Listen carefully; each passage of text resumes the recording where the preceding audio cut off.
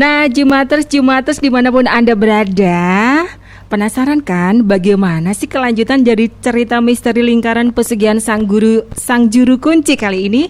Nah, kali ini bagian dari sesi terakhir untuk cerita misteri lingkaran pesugihan sang juru kunci. Seperti apa ceritanya? Kalau penasaran, ikutin terus ya.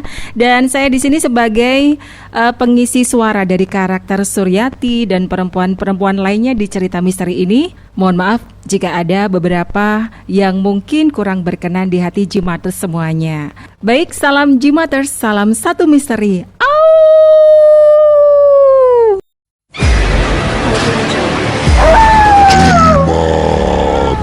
Sajian Malam Jumat.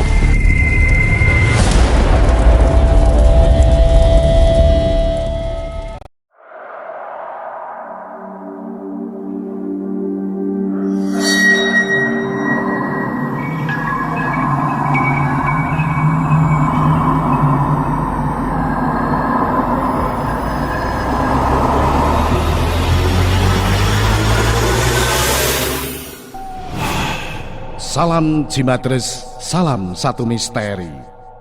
Jimaters dimanapun Anda berada, inilah cerita misteri Jimat. Cerita misteri bersambung dengan judul Lingkaran Pesugihan Sang Juru Kunci, yang ditulis oleh Hanso dengan pembawa cerita saya, Ki Banu Asmoro. Inilah akhir dari cerita misteri Jimat, yaitu Lingkaran Pesugihan Sang Juru Kunci.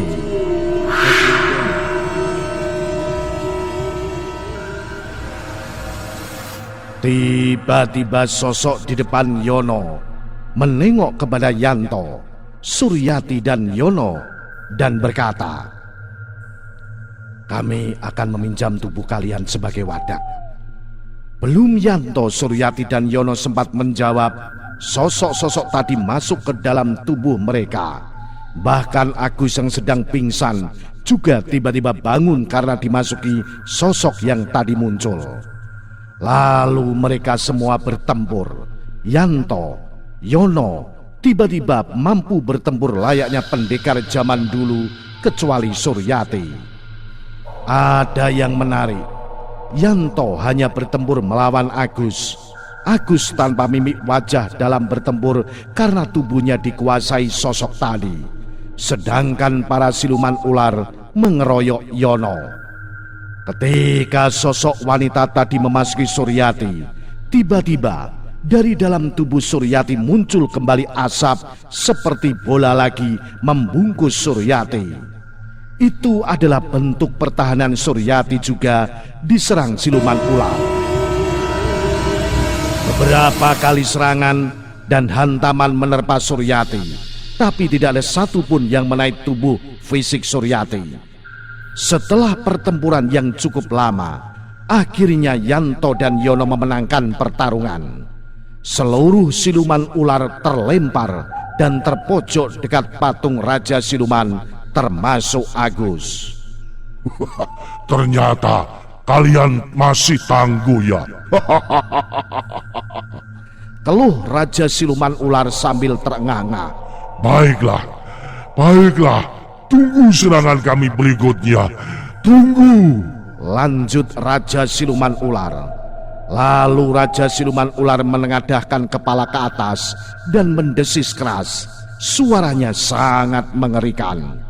Tiba-tiba dari lorong di belakang tumpukan harta terdengar yaitu suara desis ular. Dan ternyata dari lorong itu muncul banyak sekali siluman ular berbagai bentuk dan ukuran. Yono kemudian berdiri di depan Yanto dan Suryati serta merentangkan tangannya.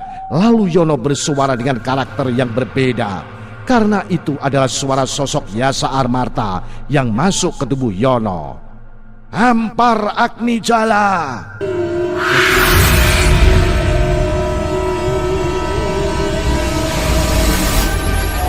Lalu di depan Yono, Suryati dan Yono mendadak muncul dinding api yang berkobar.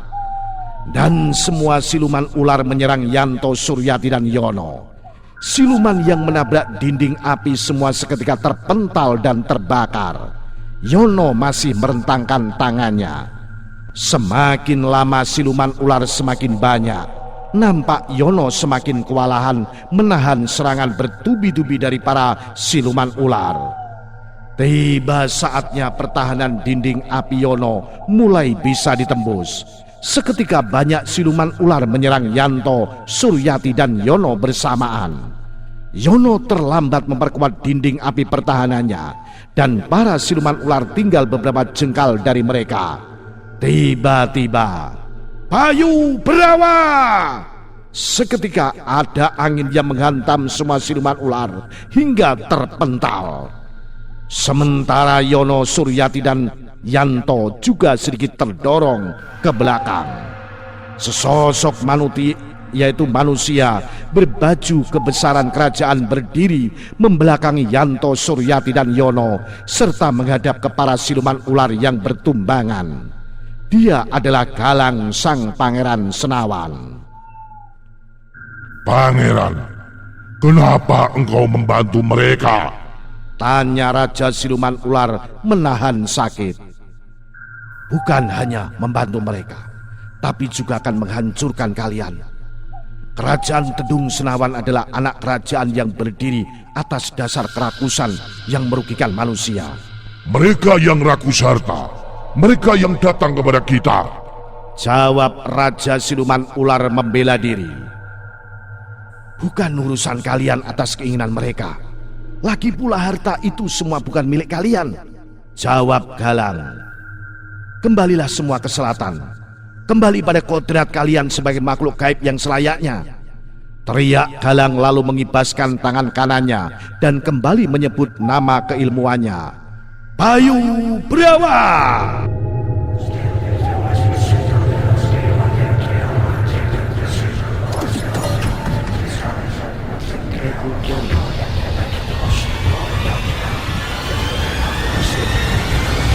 Seketika angin yang sangat kencang bertiup.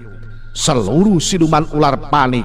Mereka semua tertiup ke arah lorong di belakang tumpukan harta. Anehnya, tak satu pun tumpukan harta yang tertiup, karena ilmu Bayu Barawa hanya menyerang makhluk gaib. Namun Andini Tirta ternyata menggigit kepala Agus dan menyeretnya. Dia sudah menerima imbalan dariku. Aku harus membawanya. Yanto, Suryati, dan Yono tak sempat menghentikan Andini Tirta. Yang tertinggal hanya sosok gaib yang tadi dalam tubuh Agus, yaitu Saito Kumoro. Sosok Sato Kumoro mirip dengan sosok yang di tubuh Yanto. Sato Kumoro, tak henti-hentinya kau berbuat onar, teriak Galang sambil membuat gerakan meremas tangan dengan tangannya sendiri. Yanto, Suryati, dan Yono tak sempat menghentikan Andini Tirta. Yang tertinggal hanya sosok gaib yang tadi dalam tubuh Agus, yaitu Sato Kumoro. Sosok Sato Kumoro mirip dengan sosok yang di tubuh Yanto. Sato Kumoro, tak henti-hentinya kau berbuat onar, teriak Galang sambil membuat gerakan meremas dengan tangan kanannya. Mendadak sosok Sato Kumoro berubah menjadi asap dan menghilang. Sesaat suasana menjadi hening. Galang membalikkan badannya dan menghadap Yanto, Suryati, dan Yono. Keluarlah, kata Galang kepada Yanto, Suryati, dan Yono. Ternyata yang keluar adalah 3 sosok gaib yang berada di dalam tubuh Yanto, Suryati, dan Yono. Mereka lalu menyatukan kedua tangan mereka dan memberi salam sambil membukukan badan seraya berkata, "Salam Pangeran Senawan." Yasa Amarta, mengapa lama sekali? Sudah sekitar 600 tahun. Berapa banyak manusia yang telah meninggal sia-sia? Tanya Galang kepada sosok di depan Yono. Mohon ampun Pangeran, sosok yang saya nantikan baru muncul setelah sekian lama, jawab Yasa Amarta. Yasa Amarta adalah yang selama ini mendampingi dan melatih Yono. Seto Kumoro, Retno Unjani, panggil Galang kepada sosok di depan Yanto dan Suryati. Ya pangeran. Kumpulkan balung pisah, restui mereka. Baik pangeran, jawab Seto Kumoro dan Retno Anjani bersamaan. Kumpulkan balung pisah adalah serapan dari ngelumpuke balung pisah, yaitu istilah untuk keturunan perantauan yang jauh berkelana akhirnya kembali ke tanah leluhur untuk menetap atau sementara sekedar berkumpul dalam acara besar. Ada juga yang mengartikan sebagai istilah menyatukan pasangan menjadi suami istri yang leluhur jauh mereka sebenarnya masih sekeluarga. Yono, panggil Galang. Ya pangeran, kau adalah keturunan dari Yasa Amarta. Setelah aku pergi, segera tutup lorong di belakang. Baik pangeran. Suryati. Iya Mas Galang. Seketika Galang tersenyum. Yang lain seketika salah tingkah, karena mereka semua memandang Galang sebagai pangeran, tapi Suryati memanggil dengan panggilan Mas. Sudah, tidak apa-apa, kata Galang sambil tertawa karena mengetahui semua tidak enak hati. Sementara Suryati hanya celingak-celinguk. Suryati, Retno Anjani dan Seto Kumoro adalah buyut jauhmu. Mungkin sudah sekitar 400 tahunan sejak kejadian perang Paregreg. Kamu tidak salah mencintai orang. Nanti aku beritahu kebenarannya, kata Galang. Iya Mas. Yanto. Galang memanggil Yanto. Iya, jawab Yanto dengan pendek. Sama dengan Suryati, kamu adalah keturunan jauh mereka. Oleh sebab itu aku meminta restu mereka untuk kalian berdua. Terima kasih, kata Yanto menganggukkan kepala. Dengan tatapan tajam menatap Suryati dan Yanto lalu bertanya, Suryati, apakah kau merasakan Yanto yang dulu dan sekarang berbeda? Iya, berbeda Mas. Jauh lebih baik yang sekarang, jawab Suryati dengan bahagia. Ketahuilah oleh kalian berdua, sifat Yanto yang sebenarnya adalah yang sekarang. Sifat buruk Yanto yang dahulu adalah karena wadak yang buruk. Tubuh Yanto yang dulu adalah bukanlah tubuh atau wadak yang sebenarnya.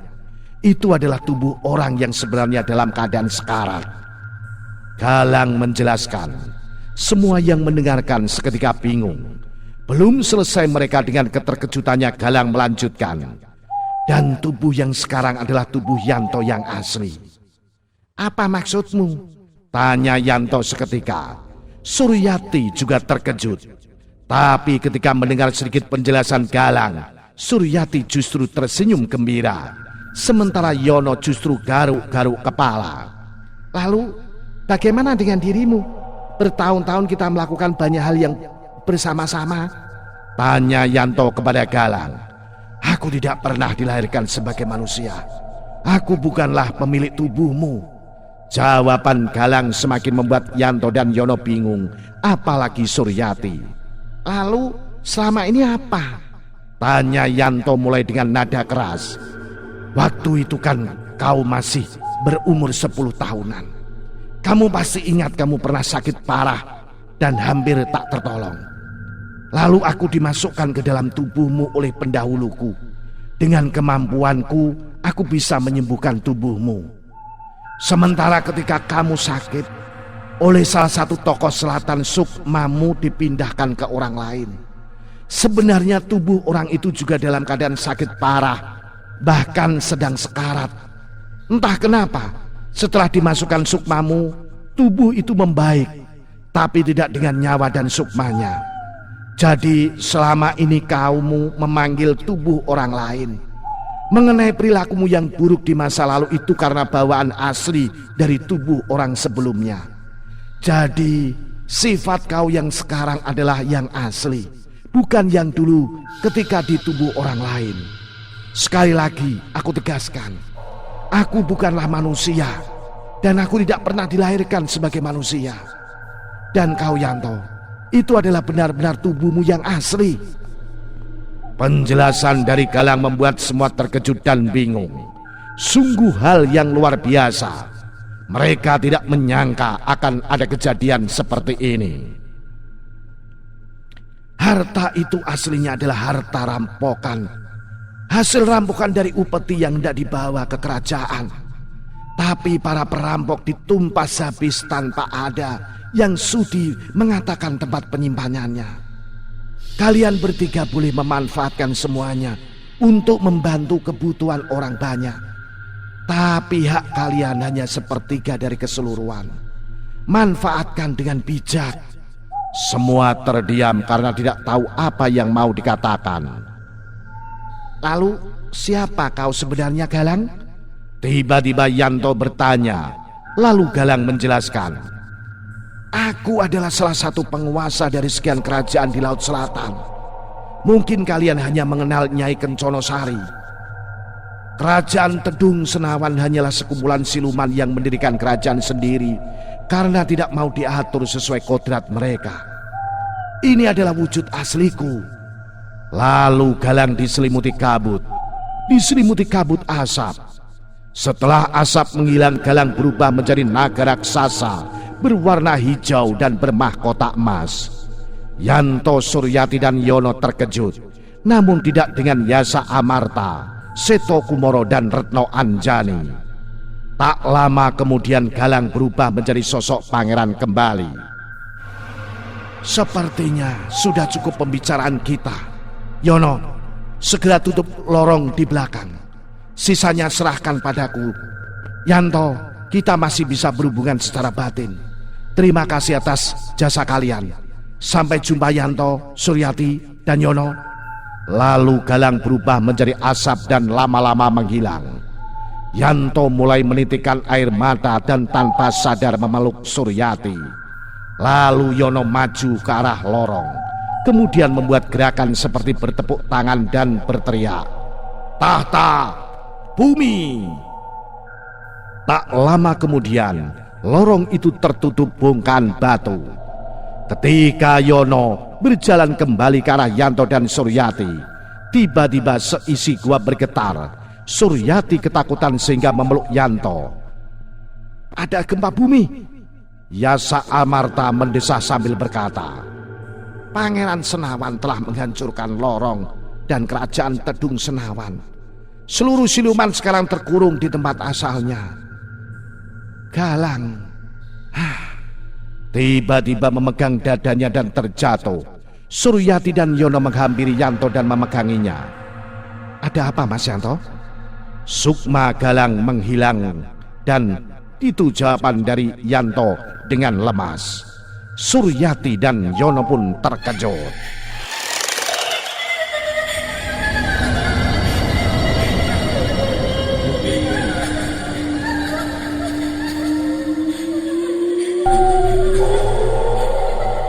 Yasa Amarta kemudian menceritakan kejadian masa lalunya.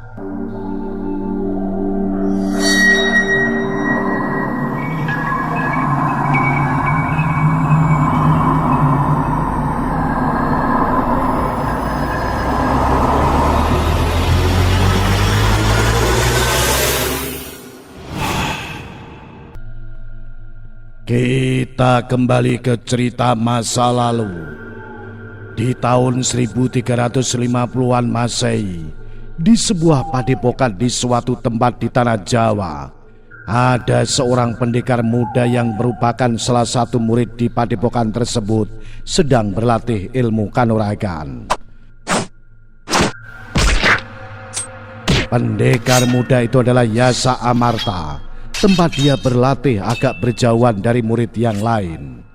Sementara itu ada seseorang mengawasi dari sebuah gubuk tak jauh dari Yasa Amarta berlatih sambil manggut-manggut. Lalu ada seorang murid berlari menuju orang yang mengawasi Yasa Amarta dan menyerahkan surat yang terbuat dari daun lontar. Setelah diterima, murid itu membungkuk memberi hormat lalu meninggalkan gubuk. Orang itu membuka gulungan lontar dan membacanya, lalu meletakkannya. Yasa Amarta, kemarilah.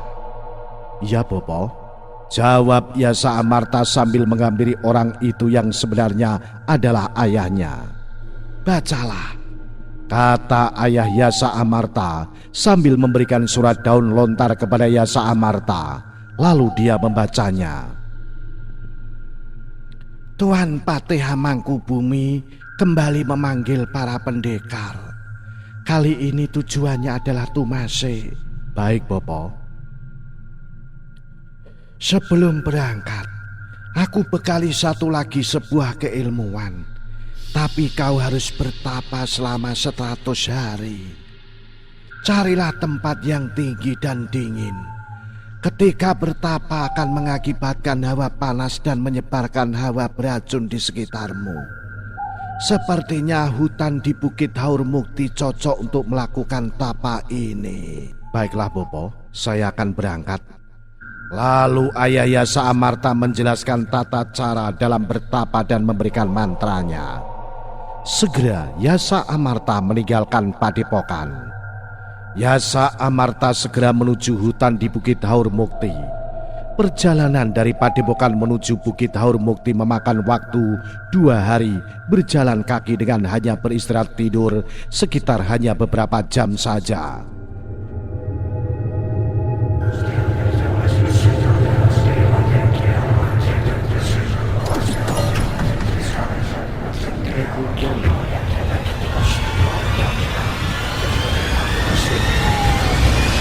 Sesampainya di Bukit Haurmukti pada tengah malam, Yasa Amarta segera mencari tempat yang cocok untuk bertapa. Dia menemukan sebuah tebing dengan sedikit cekungan. Lalu Yasa Amarta segera duduk bersila dan mulai bertapa. Hari-hari berlalu. Dengan perjuangan yang berat akhirnya Yasa Amarta berhasil menyelesaikan tapanya. Tepat ketika Yasa Amarta menyelesaikan tapa pada tepat tengah malam, Yasa Amarta dikejutkan oleh hancurnya tebing di belakang ia bertapa. Bahkan bekas tempat duduknya juga membekas menjadi cekungan. Yasa Amarta memeriksa dinding tebing yang hancur di belakangnya. Ternyata membentuk sebuah lubang seperti goa. Karena penasaran, Yasa Amarta mencoba memasukinya. Yasa Amarta terus berjalan masuk gua. Dengan penglihatan seorang pendekar, Yasa Amarta mampu melihat di kegelapan. Lalu Yasa Amarta menemukan tumpukan harta karun berupa permata dan perhiasan yang terbuat dari emas. Siapa yang menyimpan harta yang begitu banyak di sini? Batin Yasa Amarta. Lalu Yasa Amarta melihat ke depan kembali. Ternyata lorong gua belum berujung. Seketika samar-samar Yasa Amarta mendengar suara debur ombak. Kemudian Yasa Amarta memutuskan untuk meninggalkan gua. Ketika sampai di luar gua, Yasa Amarta merasa tidak enak dengan harta yang berada di dalam gua. Lalu dengan kesaktiannya, Yasa Amarta membuat tabir penghalang untuk menutup pintu gua tersebut. Setelah itu Yasa Amarta beristirahat. Keesokan paginya, Yasa Amarta terbangun dari istirahatnya. Dia terbangun karena ada suara gemericik air. Yasa Amarta lalu memeriksa. Ternyata ada air mengalir tepat di mulut gua. Yasa Amarta kemudian memasang tabir penghalang lagi. Walau Yasa Amarta memasang tabir penghalang semalam, ia masih bisa melihat bahwa ada gua di tebing itu. Lain halnya dengan orang lain. Tidak akan ada yang bisa melihat gua karena pandangannya terhalang tabir. Setelah selesai, Yasa Amarta segera bermaksud meninggalkan Bukit Haurmukti. Betapa terkejutnya dia melihat hutan di bawah bukit. Semua daunnya rontok. Pohonnya nampak mati kering tapi sebenarnya masih hidup. Ini ternyata kehebatan ilmu upas Agnijala. Apinya menimbulkan racun. Pantas saja Bopo mewariskan ilmu ini. Ilmu ini bisa digunakan untuk menghadapi banyak musuh sekaligus. Lalu Yasa Amarta segera meninggalkan tempat itu dan menuruni bukit. Yasa Amarta memeriksa sejauh mana pepohonan yang terdampak ilmunya. Ternyata lumayan jauh dari tempat ia bertapa. Ketika Yasa Amarta sudah menemukan batas area pepohonan yang terdampak, Yasa Amarta bermaksud membuat batas jarak untuk kedua hutan. Karena Yasa Amarta khawatir hawa beracun masih akan merambat ke hutan yang di bawahnya. Namun ia masih teringat harta karun di gua. Jadi ia berpikir kalau ia membuat batas hutan, maka pemilik harta tidak akan bisa mengambil miliknya. Akhirnya Yasa Amarta memutuskan untuk membuat batas 2 hutan, tapi tetap dengan penghubung supaya pemilik harta bisa tetap mengambil miliknya. Yasa Amarta lalu menggunakan ilmunya tatah bumi. Dengan ilmunya, Yasa Amarta menghancurkan tanah bukit seolah-olah bukit itu terbelah. Namun ia menyisakan sebuah jalan setapak sebagai penghubung antara hutan di bukit yang lebih tinggi dengan hutan di bukit di bawahnya. Jalan setapak ini yang sekarang disebut orang-orang sebagai jembatan setan. Sedangkan bukit yang terdapat pepohonan seperti mati inilah yang saat ini disebut hutan mati. Dan bukit tempat gua penyimpanan harta karun itu adalah Bukit Haur Mukti. Kemudian Yasa Amarta segera meninggalkan tempat itu dengan berjalan kaki menuju ke padepokannya kembali. Setelah seharian berjalan, Yasa Amarta melewati sebuah kaki bukit. Ada sebuah perkampungan di sana. Nampak beberapa warga ketakutan melihat Yasa Amarta. Yasa Amarta bermaksud menanyakan kepada salah satu warga di situ, tapi warga tersebut seketika berkata, "Jangan dekat-dekat dengan kami, nanti tertular." "Maaf, ada apa Kisana?" tanya Yasa Amarta kepada warga tersebut. "Ada Pak Gebluk, cepatlah kau tinggalkan tempat ini," kata warga itu menjelaskan. Lalu Yasa Amarta dengan kemampuannya menerawang penyebab Pak Gebluk ini ternyata berasal dari sebuah bukit di belakang perkampungan itu. Kampung ini kemudian dikenal dengan nama Kampung Daplang. Segera Yasa Amarta menuju bukit itu. Daerah itu banyak ditumbuhi pohon randu. Yasa Amarta merasa haus karena tidak membawa bekal air. Yasa Amarta kemudian dengan menggunakan kemampuannya membuat mata air. Lalu Yasa Amarta meminum air dari mata air yang dibuatnya. Lalu Yasa Amarta melanjutkan perjalanannya.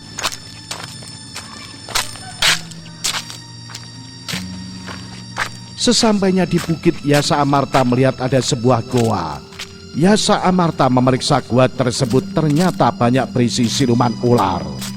Ternyata para siluman ular ini yang menyebarkan penyakit ke warga di bawah bukit. Yasa Amarta memeriksa tujuan para siluman ular menyebarkan penyakit. Ternyata untuk mengambil mereka dan dijadikan pekerja. Lalu Yasa Amarta bertempur dan untuk menumpas para siluman ular. Jumlah siluman itu terlalu banyak. Tidak mungkin bagi Yasa Amarta untuk menghabisi mereka semua. Karena Yasa Amarta ada panggilan tugas ke kerajaan Majapahit. Akhirnya Yasa Amarta memutuskan untuk melanjutkan di lain waktu. Lalu Yasa Amarta segera meninggalkan gua tersebut. Gua itu sekarang disebut oleh orang-orang dengan Gua Siluman karena banyak siluman di sana. Dan mata air yang dibuat Yasa Amarta lama-lama menjadi sebuah sendang. Dan akhirnya oleh orang-orang dinamakan Sendang Tekad karena seiring berjalannya waktu ada campur tangan gaib di sendang tersebut. Ketika hampir keluar dari hutan, Yasa Amarta masih mengkhawatirkan gua tadi. Lalu dengan kesaktiannya Yasa Amarta menebang salah satu pohon randu sebesar paha dan menaruhnya melintang di jalan setapak menuju masuk hutan. Tak lupa Yasa Amarta menggunakan ilmunya untuk menandai pohon randu ini. Ketika orang pertama kali babat alas dan membuka pemukiman pertama di daerah hutan ini, melihat ada pohon randu yang melintang. Lalu mereka menyebut wilayah ini dengan nama Randu Palang. Lalu Yasa Amarta meninggalkan wilayah itu dan kembali menuju ke padepokannya.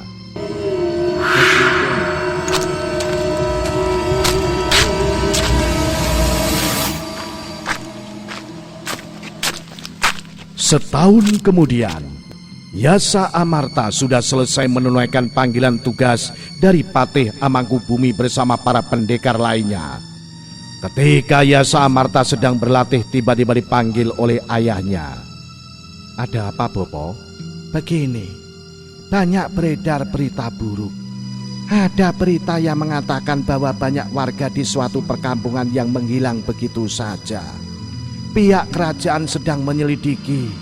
Sebagai pendekar sudah menjadi kewajiban untuk membantu. Segeralah kau bergabung dengan mereka." "Baik, Bopo, saya akan segera berangkat." Lalu Yasa Amarta segera berangkat dan bergabung dengan pasukan kerajaan untuk menyelidiki. Karena Yasa Amarta adalah pendekar yang selalu membantu kerajaan, maka para petinggi pasukan dengan mudah mengenalinya.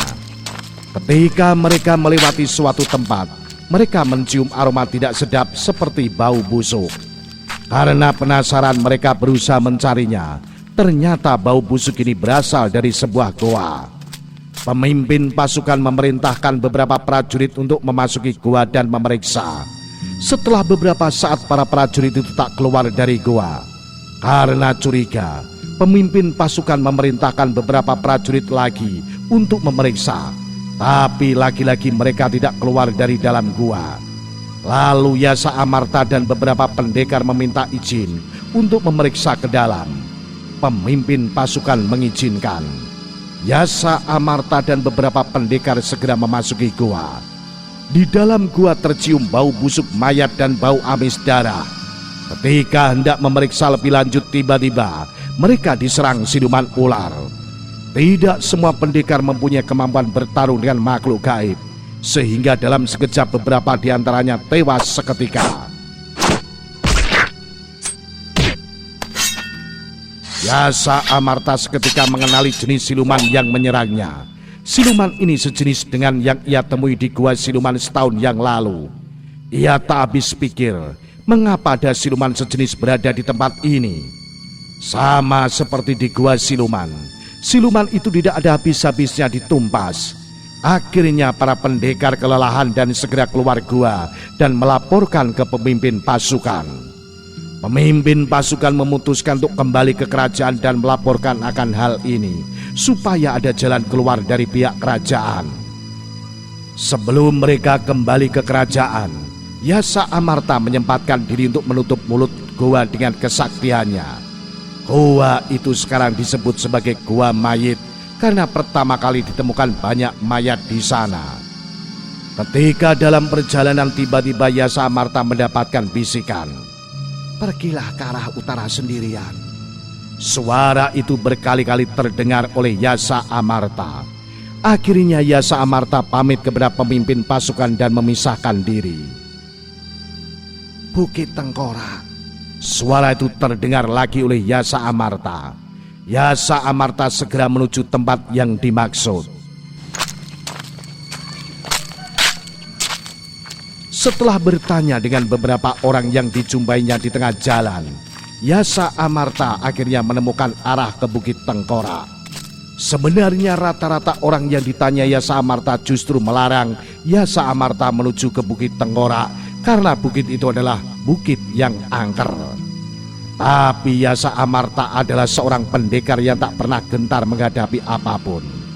Begitu memasuki hutan menuju Bukit Tengkorak, Yasa Amarta menemukan kejanggalan pada hutan tersebut. Tidak ada hal yang menakutkan sama sekali, namun sayup-sayup terdengar suara yang berbicara di kejauhan. Karena Yasa Amarta mempunyai ilmu panglimunan, ia tak diketahui ketika mengawasi mereka. Apalagi ketika Yasa Amarta sampai di hutan sudah malam hari. Yasa Amarta mengetahui bahwa Bukit Tengkorak dihembuskan isu hal-hal angker oleh para perampok. Jadi para perampok ini dengan leluasa membuat markas persembunyian dan menyimpan harta rampokan di daerah itu.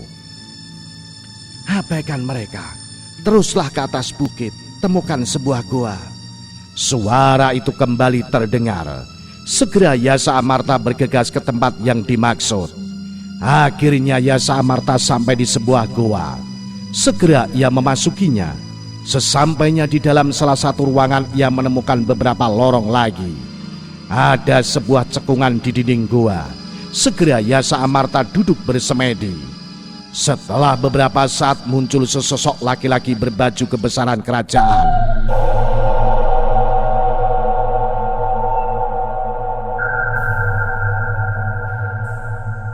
"Namaku Pangeran Agyawarman." Sosok ini memperkenalkan diri. "Aku adalah pangeran di kerajaan Pulanagara di dekat pantai selatan. Suatu ketika kerajaanku hancur karena bencana. Istanaku runtuh dan tenggelam ke pantai selatan beserta seluruh penghuninya. Tidak ada yang selamat. Lalu aku mendapati diriku diurus oleh salah satu penguasa di selatan. Lalu aku diangkat menjadi bagian dari mereka. Karena aku menjadi bagian dari mereka, ada pihak yang tidak setuju dan memisahkan diri. Mereka membangun kerajaan sendiri bernama Kerajaan Tedung Senawan. Siluman yang memisahkan diri ini dari jenis siluman ular. Mereka mengambil manusia sebagai pekerja mereka. Mereka memanggil dan mengambil secara paksa. Aku merasa bersalah karena itu berawal dari diriku yang tidak bisa diterima sebagian dari mereka yang akhirnya mereka memisahkan diri. Aku sudah menyelidiki apa yang mereka lakukan. Mereka mengetahui kalau kau memergoki mereka di gua siluman dan gua mayit serta berusaha menumpas mereka. Oleh karena itu mereka hanya akan menunggu saat ajal kau tiba dan akan menggunakan cara baru. Yasa Amarta terkejut mendengar hal itu. Mereka akan memperdaya manusia dengan mengiming-imingi harta. Setelah itu mereka akan mengambil manusia tersebut sebagai pekerja. Mereka bangsa siluman pada dasarnya tidak memiliki harta. Mereka mencuri dari manusia dan memberikan kepada yang lain. Masalahnya ketika kau bertapa di Bukit Haurmukti dan hawa panas menyebar akibat dari tirakatmu, para siluman merasa terganggu dan menyelidiki asal hawa panas tersebut. Disinilah awal masalahnya. Begitu mereka menemukanmu, mereka justru menemukan harta yang disembunyikan di dalam goa. Saat ini mereka merencanakan akan memperdaya manusia menggunakan harta yang kau temukan. Jadi walau sebenarnya hal ini semua berawal diakibatkan olehku, aku minta bantuanmu untuk menghancurkan niat mereka. Umur manusia memang tidak ada yang tahu. Maka dari itu aku mohon sejak saat ini kau harus menyiapkan calon penerusmu untuk menghalangi niat para siluman ular. Apakah kau mengerti? Baik pangeran, saya mengerti.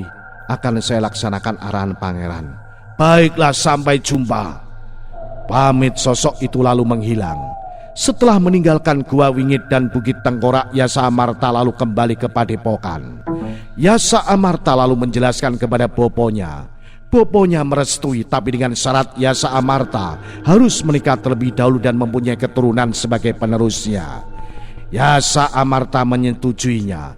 Lalu Yasa Amarta menikah dengan adik seperguruannya dan mempunyai keturunan. Selama mendidik anaknya, Yasa Amarta sambil meningkatkan kemampuannya.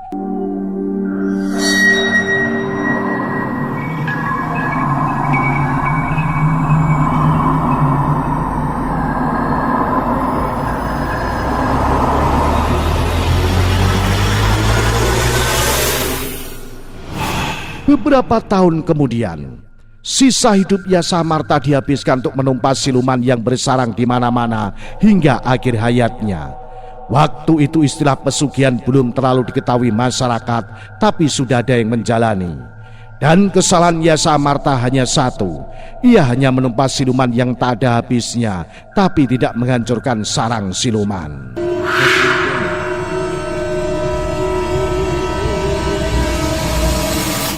Tahun 1405, perang sedang melanda di sebuah wilayah dan telah berjalan selama setahun. Kedua belah bergantian sebagai pemenang. Banyak prajurit dan pendekar yang mengalami kejenuhan akibat perang ini, karena perang ini adalah perang saudara. Salah satunya adalah seorang senopati yang memilih untuk beristirahat dan menyepi terlebih dahulu. Dia adalah Sato Kumoro. Sato Kumoro bersama istrinya Retno Anjani meninggalkan kota raja Istana Barat. Sato Kumoro beserta istri bermaksud kembali ke padepokan tempat masa kecilnya menimba ilmu. Istana Barat dalam cerita ini adalah Istana Barat Majapahit yang dipimpin oleh Wikramawardhana. Sato Kumoro memutuskan untuk menghentikan pengabdiannya sejenak karena merasa jenuh dengan perang saudara. Mereka berjalan ke arah barat dari kota raja Istana Barat. Berhari-hari mereka berdua berjalan kaki hanya dengan membawa bekal sekedarnya. Sebelum mereka sampai ke padepokan, mereka berhenti sejenak di sebuah hutan. Hutan itu penuh dengan pohon randu. Ketika sedang beristirahat itu, Sato Kumoro curiga dengan adanya pohon randu yang melintang. Pohon randu itu masih tumbuh. tapi ukurannya nampak masih muda dibandingkan dengan yang lain. Pohon yang lain sudah berukuran tubuh orang dewasa, namun pohon yang melintang masih berukuran paha orang dewasa. Ketika memeriksanya lagi, Sato Kumoro terkejut. Umur pohon randu yang melintang sama dengan umur pohon randu yang tegak berdiri. Lalu Sato Kumoro menggunakan kesaktiannya untuk memeriksa pohon randu yang melintang. Karena dia merasa ada energi khusus pada pohon randu itu. Betapa terkejutnya Sato Kumoro melihat gambaran bahwa seseorang sengaja menebang pohon itu dan sengaja melintangnya menutupi jalan. Dan kejadian sudah sekitar 200 tahunan yang lalu. Yang terlihat sekejap oleh Sato Kumoro adalah Yasa Amarta. Ketika hendak melihat niat orang itu menaruh pohon randu secara melintang, tiba-tiba Sato Kumoro mendengar suara perempuan. Tidakkah kau lelah berperang? Apakah kau ingin harta dan hidup enak sepanjang sisa hidupmu? Sato Kumoro tersentak. Lalu dia menerawang ke arah asal suara. Ada di atas bukit. Sekilas Sato Kumoro melihat perempuan yang sedang memainkan banyak perhiasan emas. Kata-kata perempuan tadi masuk ke perasaan terdalam. Ia lelah berperang, apalagi perang saudara. Ia ingin hidup tenang dan berkecukupan. Jangan Kang Mas, jangan tergoda. Itu siluman yang akan memperdaya Kang Mas. Tiba-tiba ada suara terdengar Sato Kumoro. Sato Kumoro mengenali suara itu. Diamlah, kau tidak merasakan yang aku rasakan. Kau tidak pernah merasakan kesulitanku. Tidak usah ikut campur, jawab Sato Kumoro. Suara itu adalah suara adik kembarnya Seto Kumoro. Sato Kumoro mengabaikan peringatan adiknya. Retno, tunggu di sini dan jangan pergi kemana-mana. Perintah Sato Kumoro kepada Retno Anjani istrinya. Ada apa Kang Mas? Sudah, jangan banyak tanya. Retno Anjani hanya mengangguk. Retno Anjani sudah memahami tabiat Sato Kumoro. Sebenarnya ada kesalahan dalam pernikahan Retno Anjani dan Sato Kumoro. Kala itu Retno Anjani sebenarnya menaruh hati kepada Seto Kumoro sang adik kembar. Ketika dijodohkan oleh orang tuanya, setahu Retno Anjani, ia akan dijodohkan dengan Seto Kumoro. Karena Seto Kumoro juga menaruh hati kepadanya. Bahkan mereka berdua sering diam-diam bertemu di suatu tempat. Jadi ia menerima begitu saja perjodohannya tanpa memastikan lebih lanjut. Tapi ia tak menyangka bahwa orang tua Seto Kumoro justru menyodorkan Sato Kumoro yang sang kakak kembar. Karena menjaga martabat ayahnya, Retno Anjani terpaksa menerimanya. Diajeng, cegah Kang Mas untuk pergi masuk hutan. Retno Anjani mendengar suara Seto Kumoro. Retno Anjani tak berdaya untuk melawan keinginan Sato Kumoro. Nampaknya Seto Kumoro mengetahui akan hal itu. Tunggulah di situ Diajeng, aku segera sampai, kata Seto Kumoro. Tak lama kemudian Seto Kumoro sampai di tempat Retno Anjani menunggu. Ayo Diajeng, kita susul Kang Mas. Berbahaya. Ada apa Kang Mas Seto? Kang Mas Sato tergoda tawaran kegiatan Mekiwa. Urusan dengan siluman pasti merugikan bangsa manusia, kata Seto Kumoro menjelaskan dengan singkat. Mekiwa itu berarti mengambil dari jalur kiri atau menyimpang. Retno Anjani panik mendengar penjelasan Seto Kumoro. Lalu mereka berdua menyusul Sato Kumoro. Sementara itu Sato Kumoro sudah sampai di Sendang. Karena kegerahan dan kehausan, Sato Kumoro menceburkan tubuhnya ke Sendang dan meminum air Sendang beberapa kali. Seketika Sato Kumoro mengalami perubahan mimik wajah. Tiba-tiba dia merasa jengkel dengan Retno Anjani. Dia teringat bahwa sebenarnya Retno Anjani lebih menyukai Seto Kumoro adik kembarnya. Tiba-tiba muncul keinginan untuk menghabisi Retno Anjani. Senyum licik seketika tersungging di bibirnya. Itulah reaksi dari orang yang mandi di Sendang tekad. Kalau kau menumpahkan darah di luar goa, semua akan sia-sia. Tumpahkan darah pasanganmu di dalam goa. Suara itu terdengar lagi. Seketika Sato Kumoro penasaran dengan suara itu. Dia segera menuju kembali ke asal suara itu. Ternyata berasal dari sebuah goa. Segera Sato Kumoro memasuki gua. Sesampainya di dalam gua, Sato Kumoro sudah dinantikan oleh seorang wanita.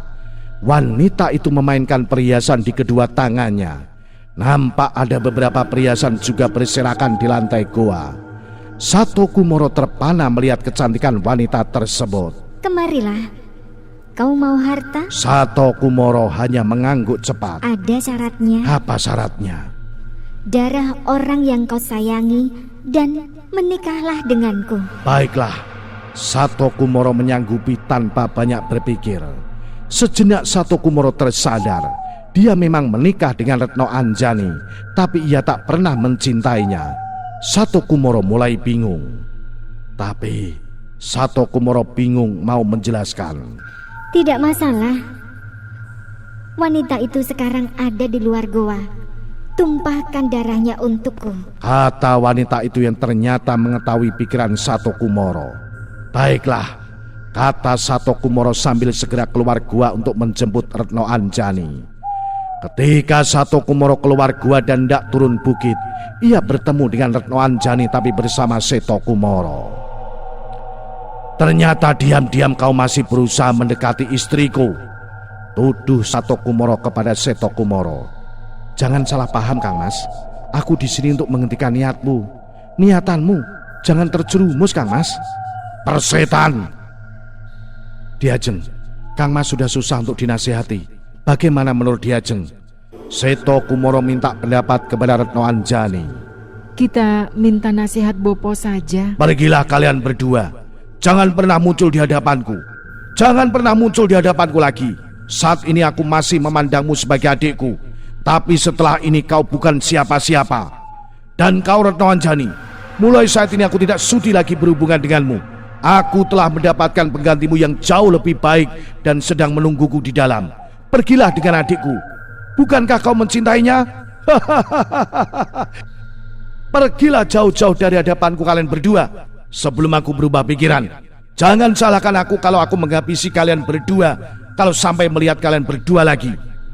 Kata-kata Sato Kumoro sangat meyakinkan perasaan Retno Anjani. Seto Kumoro hanya bisa mengalah dan menghibur Retno Anjani. Tenanglah Diajeng, kita ke tempat Bopo saja dulu.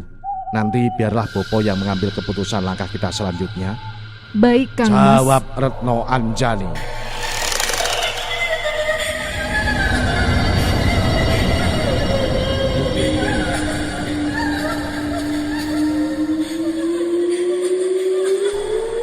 Lalu Seto Kumoro dan Retno Kumoro segera meninggalkan tempat itu. Dan Sato Kumoro kembali masuk ke dalam gua. Wanita itu masih menunggu Sato Kumoro dengan sikap genit. Bagaimana? Aku tak bisa membawa wanita itu karena ada adikku, jawab Sato Kumoro. Baiklah, aku beri satu kesempatan lagi. Carilah orang lain, bawa untukku. Semakin banyak kamu membawa manusia, semakin banyak imbalan yang akan kau terima. Bahkan kau bisa meminta padaku untuk melayanimu kapan saja, karena sebentar lagi kita akan menikah. Iya Nyai, baiklah, tunggu sebentar, aku akan bawa manusia untukmu, kata Sato Kumoro sambil segera meninggalkan gua. Lalu Sato Kumoro segera mencari seseorang untuk ditumbalkan. Dan sejarah kelam gua siluman dimulai oleh Sato Kumoro.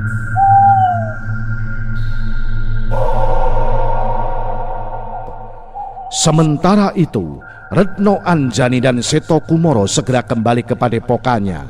Sesampainya di padepokan di Bukit Pulasari, mereka segera menemui ayah Seto Kumoro dan langsung menceritakan semuanya. Lalu ayah Seto Kumoro langsung duduk bersila dan memejamkan matanya. Beberapa saat kemudian ia menangis. Ada apa Bopo? Sato menjalani perjanjian dengan siluman ular di sebuah gua sarang siluman, kata ayah Seto Kumoro sambil menangis. Sejak saat itu gua yang dijadikan kegiatan penumbalan pesugihan Sato Kumoro disebut dengan gua siluman. Apa yang harus kita lakukan Bopo? Bekali dia dengan gendam sukma tingkat tertinggi seperti milikmu. Ayah Seto Kumoro terkejut mendengar suara itu. Seketika ia menerawang asal suara tersebut tapi tak mampu menemukannya. Keahlian Seto Kumoro adalah gendam sukmo seperti ayahnya, namun yang dikuasainya saat ini masih tingkat bawah. Kau harus menghentikannya. Tapi sebelum kau pergi kau harus meningkatkan kemampuanmu. Karena siluman ini sangat hebat dan jumlahnya sangat banyak. Akan Bopo ajari beberapa keilmuan yang selama ini belum Bopo wariskan kepadamu. Baiklah Bopo. Maaf, bagaimana dengan saya Bopo? Saya sudah diusir Kang Mas Sato. Sesaat ayah Seto Kumoro menghela napas. Setelah berpikir sejenak, ayah Seto Kumoro bertanya kepada Retno Anjani. Apakah kau bersedia menjalani pernikahan Walian Tondo? Retno Anjani tersentak. Begitu juga Seto Kumoro. Belum selesai terkejut, ayah Seto Kumoro melanjutkan. Aku menyadari waktu itu berbuat kesalahan dengan menikahkan Sato Kumoro dengan dirimu. Seharusnya aku menikahkan Seto Kumoro denganmu. Walian Tondo dikenal dengan sebutan turun ranjang, yaitu pernikahan yang disebabkan oleh meninggalnya pasangan lalu menikahi adik atau kakak dari pasangan yang meninggal. Retno Anjani tanpa berpikir panjang seketika menjawab, Saya bersedia Bopo. Lalu Retno Anjani dan Seto Kumoro menikah dan dikaruniai keturunan. Seto Kumoro menghabiskan waktunya untuk meningkatkan kemampuannya, sedangkan Retno Anjani lebih banyak waktu untuk mengurus anak mereka. Beberapa kali Seto Kumoro harus meninggalkan Retno Anjani dan anaknya karena harus menumpas siluman yang merugikan bangsa manusia. Sebenarnya tujuannya Seto Kumoro lebih ke memburu kakak kembarnya sendiri untuk menghentikan perbuatannya. Namun Sato Kumoro selalu berpindah tempat sehingga sering kali Seto Kumoro kehilangan jejak. Beberapa kali Seto Kumoro harus kembali ke padepokannya untuk menjenguk istri dan anaknya, sekaligus meningkatkan kemampuannya karena siluman yang dihadapinya rata-rata ganas dan kuat. Setelah sekian lama akhirnya Seto Kumoro mencapai ilmu gendam sukma tertinggi. Seto Kumoro langsung saja mencari keberadaan Sato Kumoro. Ternyata Sato Kumoro berada di dalam sebuah gua di Bukit Haur Mukti. Segera Seto Kumoro berpamitan kepada ayah dan istrinya lalu segera berangkat ke Bukit Maur Mukti. Retno Anjani merasa tidak enak. Naluri sebagai seorang istri mengatakan hal buruk akan menimpa suaminya. Setelah menitipkan anaknya kepada ayah Seto Kumoro, diam-diam mengikuti Seto Kumoro. Seto Kumoro sampai di Bukit Haur Mukti. Jembatan setan sama sekali tidak berefek kepadanya. Lalu Seto Kumoro mencari keberadaan Sato Kumoro menggunakan gendam sukma miliknya. Seto Kumoro terkejut. Bagaimana bisa Sato Kumoro ada di dalam tebing? Seto Kumoro sengaja mencari tahu bagaimana Sato Kumoro bisa memasuki tebing. Seto Kumoro mengetahui ternyata hanya menggunakan kekuatan untuk memasuki tebing. Ketika Seto Kumoro ingin memasuki tebing, ia merasa ada sesuatu di tebing itu. Ia mengetahui bahwa sebenarnya ada tabir penghalang di tebing itu. Dengan menggunakan gendam sukmanya, Seto Kumoro mengetahui orang yang menggunakan tabir penghalang tersebut. Lalu Seto Kumoro meniru cara orang memasang dan membuka tabir tersebut, serta menambahkan energi pada tabir penghalang tersebut. Sehingga tabir penghalang tersebut sekarang menjadi lebih kuat dan rumit. Lalu Seto Kumoro memasuki ruangan gua. Ia menemukan sebuah ruangan dengan beberapa patung ular di dalamnya. Seto Kumoro yakin patung-patung ini dibuat oleh Sato Kumoro. Betapa terkejutnya Seto Kumoro melihat Sato Kumoro sedang melakukan persembahan korban kepada siluman ular.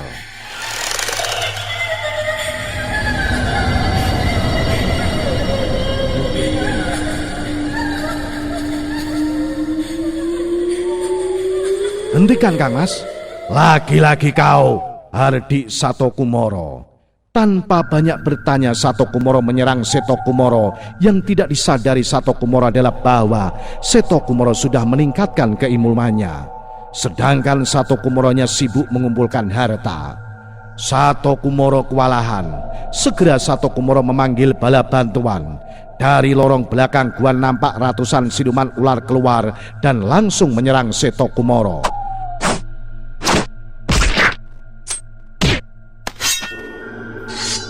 Seto Kumoro menyadari tidak mungkin mengalahkan mereka di dalam gua. Lalu ia memancing para siluman untuk keluar gua. Benar saja, siluman ular itu tidak berani keluar gua. Akhirnya Sato Kumoro sendirian menghadapi Seto Kumoro di mulut gua. Mereka saling serang dengan menggunakan ilmu kanuragan tingkat tinggi yang mengakibatkan keduanya terluka parah. Akhirnya Seto Kumoro berhasil menghabisi Sato Kumoro. Dengan perasaan sedih dan menahan sakit karena lukanya, Seto Kumoro menangis dan memeluk jasad Sato Kumoro. Dengan keadaan dirinya tidak mungkin bagi Seto Kumoro membawa jasad kakaknya, lalu Seto Kumoro keluar gua dengan tertatih-tatih. Sesampainya di luar gua, Seto Kumoro memperkuat kembali tabir penghalang gua itu dan menyebabkan ia kehabisan tenaga. Ia menyadari luka di tubuhnya sangat parah. Ia hanya terduduk pasrah. Kang Mas, teriak Ratno Anjani sambil langsung memapah tubuh Seto Kumoro. apa maksud Kang Mas? Seto Kumoro menyadari dirinya sudah tidak sanggup lagi. Dengan sisa tenaganya Seto Kumoro berpesan, kembali ke Bopo, kembali ke Bopo. Ono wujud ono rupa, jaga anak-anak kita, kata Seto Kumoro sambil mengembuskan napas terakhirnya. Ratno Anjani menangis pilu. Dia lalu ingin segera menguburkan jasad Seto Kumoro dan juga ingin segera kembali ke Padepokan serta menceritakan semua yang terjadi serta menyampaikan pesan Seto Kumoro. Namun tiba-tiba pandangannya gelap. Ratno Anjani pingsan. Tiba-tiba ada orang terseok-seok menghampiri Ratno Anjani dan menyeretnya masuk gua. Orang itu adalah Sato Kumoro. Sato Kumoro yang memukul Ratno Anjani dari kejauhan. Ternyata Sato Kumoro belum tewas, ia hanya pingsan. Sato Kumoro bisa membuka tabir penghalang gaib karena tadi sempat mendengar kata-kata yang diucapkan Seto Kumoro sebelum tewas. Memang tidak semua orang bisa membuka tabir itu walau membaca mantra yang sama. Tapi Sato Kumoro adalah seorang pendekar, jadi dia mampu membukanya. Lalu Sato Kumoro meletakkan Ratno Anjani di altar lalu berkata, Tuanku Raja Siluman Ular, aku persembahkan istriku. Lalu Raja Siluman Ular datang dan langsung menggigit Ratno Anjani. Tak berhenti sampai di situ, banyak siluman ular yang ikut menggigit Ratno Anjani. Ratno Anjani tewas dengan mengenaskan.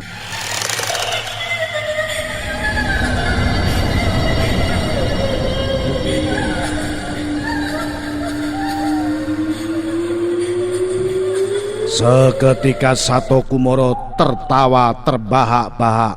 Lalu, kurang ajar kau Sato. Kau telah membunuh adikmu sendiri dan bahkan menumbalkan Ratno Anjani. Bopo, kata Sato Kumoro terkejut. Ayah Sato Kumoro dengan mudah bisa sampai di kerucukan Combong karena gendang sukma yang dimilikinya. Ketika ia mengetahui Ratno Anjani pergi diam-diam, ia bisa mengetahui Ratno Anjani pergi kemana, lalu segera menyusulnya. Sepanjang berjalannya pun, ia dengan mudah bisa mengetahui apa yang terjadi, termasuk semua yang diucapkan Seto Kumoro. Jadi ia bisa membuka tabir penghalang gaib di kerucukan Combong. Aku tak menyangka jalan hidupmu seperti ini. Bobo tak perlu ikut campur. Aku terpaksa menghentikanmu, kata ayah Sato Kumoro sambil maju.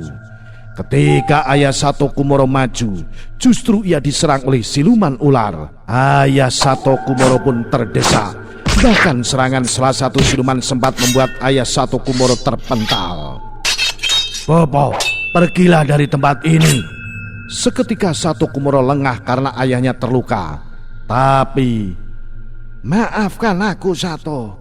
Tanpa disadari Sato Kumoro, ayahnya melancarkan serangan jarak jauh yang menyebabkan Sato Kumoro tewas seketika karena juga dalam keadaan terluka. Lalu para siluman ular itu segera menyerang ayah Sato Kumoro kembali. Ayah Sato Kumoro menyadari tak mungkin ia menghadapi siluman ular sebanyak itu, maka ia memilih kabur dari dalam gua. Diam-diam ayah Sato Kumoro merapalkan mantra ilmu kabut Panglimunan. Seketika ada kabut di seisi gua. Diam-diam Ayah Sato Kumoro mengambil jasad Retno Anjani dan membawanya keluar. Para siluman akhirnya mengetahui dan mengejarnya. Namun para siluman ular itu hanya mengejar sampai mulut gua. Lalu Ayah Sato dan Seto Kumoro membawa jasad Seto Kumoro dan Retno Anjani untuk dimakamkan secara layak di padepokan.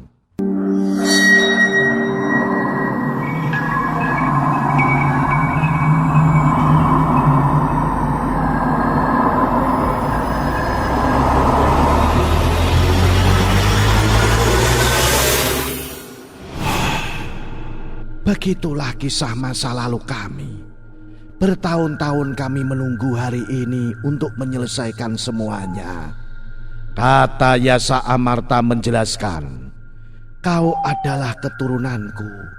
Kau bisa membantu bantuanku kapan saja kau mau.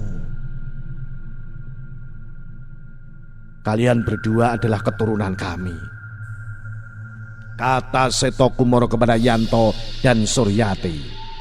Mohon maaf, kalian ini sosok apa? Kami adalah Korin Jin. Jadi kami sama persis dengan wadak kami yang asli beserta dengan kemampuannya. Tapi kami memerlukan wadak bila ingin menggunakan kemampuan kami. Satu hal lagi, bukankah Sato Kumoro ketika dengan Hyang Retno Anjani belum dikaruniai keturunan? Bagaimana Agus adalah keturunannya? Ketahuilah, Sato Kumoro banyak bermain dengan wanita di belakang Retno Anjani. Yanto, Suryati dan Yono manggut-manggut mengerti. Seperti pesan Pangeran Senawan, kalian boleh memanfaatkan harta itu. Silahkan ambil seperlunya terlebih dahulu untuk mempersiapkan segalanya. Kalau sudah siap, silahkan ambil kembali untuk keperluan umat manusia. Kami akan kembali mendampingi kalian. Sampai jumpa. Pamit Yasa Amarta. Lalu Yasa Amarta, Seto Kumoro dan Retno Anjani berubah menjadi asap dan menghilang. Bagaimana Mas? Tanya Yono kepada Yanto. Ayo sajalah.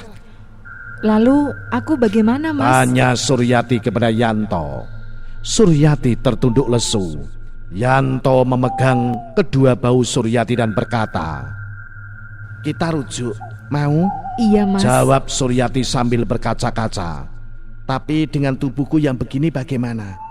Aku akan nampak lebih muda. Tidak masalah Mas, justru lebih kuat. Jawab Suryati sambil tersenyum. Yanto pun tersenyum. Maaf, maksudnya lebih kuat bagaimana ya? Tanya Yono sambil garuk-garuk kepala. Nanti kalau kamu sudah menikah kamu akan tahu. Kata Yanto sambil memalingkan mukanya Yono supaya tidak melihat mereka berdua. Baiklah. Lalu mereka ketumbukan harta. Yono menemukan sebuah semacam kantong dari kulit lembu dan menyerahkan kepada Yanto sambil bertanya, berapa banyak dulu Mas? Kurang lebih 10 kg saja dulu supaya tidak mencolok ketika kita membawanya. Baiklah, kata Yono sambil memasukkan perhiasan emas ke kantong. Suryati memanggil Yanto sambil senyum-senyum. Mas? Ya, jawab Yanto sambil melihat ke arah Suryati. Kalau kita rujuk, cincin emasnya baru tidak? Yanto tersenyum. Yono justru tertawa. Yanto seketika melotot ke arah Yono. Yono lalu menghentikan tawanya dan pura-pura sibuk memasukkan perhiasan lagi. Yanto kemudian mencari sebuah cincin di antara sekian banyak tumpukan harta perhiasan emas. Lalu menemukan sebuah cincin emas bertuliskan huruf Jawa. Tulisan itu berbunyi Wasuwari. Nama asli dari Ratu Sima yang memerintah kerajaan Kalingga tahun 674-695 Masehi. Yanto lalu memakaikan cincin bertuliskan Wasuwari kepada Suryati. Ternyata ukurannya tepat. Suryati nampak bahagia sekali. Lalu mereka meninggalkan tempat itu yang ternyata adalah Bukit Haur Mukti. Mereka kembali ke rumah Agus. Sebenarnya mereka masih belum berpikir mengapa mereka kembali ke sana. Ketika sudah dekat mereka terkejut. Rumah Agus dan kiosnya sudah terbakar habis. Yanto, Yono dan Suryati dan menyadari hal ini pasti karena pesugihan Agus berakhir. Lalu nampak banyak petugas dari kelurahan dan kecamatan sedang berkerumun. Mereka sedang menyita tanah bekas rumah Agus dan kiosnya karena bangunan itu berdiri di tempat yang tidak resmi. Lalu kita akan kemana, Mas? Kita kembali ke sejenak. Yanto berpikir. Terdengar suara Galang. Yanto juga tertawa karena mengetahui bahwa Galang sepemikiran dengan Yanto. Yono yang justru kebingungan. Ternyata Galang itu nama tempat kita, Ti, kata Yanto kepada Suryati. Maksud Mas? Galang, Tegalarang, nama kampung kita, kata Yanto sambil tertawa. Oh, Salam Pangeran. Yono, mulai saat ini jangan panggil aku Pangeran. Kerajaan Tedung Senawan juga sudah tidak ada lagi. Panggil aku Agyawarman. Dan ingat, mulai saat ini kita adalah teman. Aku akan mengunjungi kalian sesekali. Sampai jumpa. Yono, kita terpaksa harus berpisah di sini. Aku akan kembali bersama Suryati ke Tegalarang. 6 bulan kemudian aku akan mengunjungimu, Pak Satrio dan Nenek Minah. Nanti kita bicarakan langkah kita selanjutnya. Baik Mas Yanto, sampai jumpa. Lalu Yanto dan Suryati bergantian memeluk Yono. Akhirnya mereka berpisah karena bis mereka berlawanan arah. Sebelum Yanto dan Suryati meninggalkan tempat itu, mereka sempatkan diam-diam menemui anak buah Suryati yang selama ini membantu Suryati menjaga kios. Lalu Suryati memberi mereka masing-masing 20 gram perhiasan emas. Yono kembali ke tempat asalnya. Begitu juga Yanto dan Suryati. Mereka duduk di bis sambil berpegangan tangan. Mereka sedang menatap masa depan bahagia di hadapan mereka. Sementara Nun jauh di suatu tempat. Ya Samarta dan si kembar Kumoro, kalian memang hebat. Tunggulah aku. Aku akan membuat semua keturunanmu tidak hidup tenang. Hahaha. aku juga. Kata seorang wanita yang lebih cantik dan berpakaian putri raja. Salam Putri. Mereka adalah Andini Tirta dan Roro Atmi. Demikianlah salah satu cerita misteri bersambung berakhir yang ditulis oleh Hanso. Sampai jumpa lagi di cerita misteri bersambung lainnya. Saya Ki Banu Asmoro mohon maaf. Salam Jimatres, salam satu misteri. Au.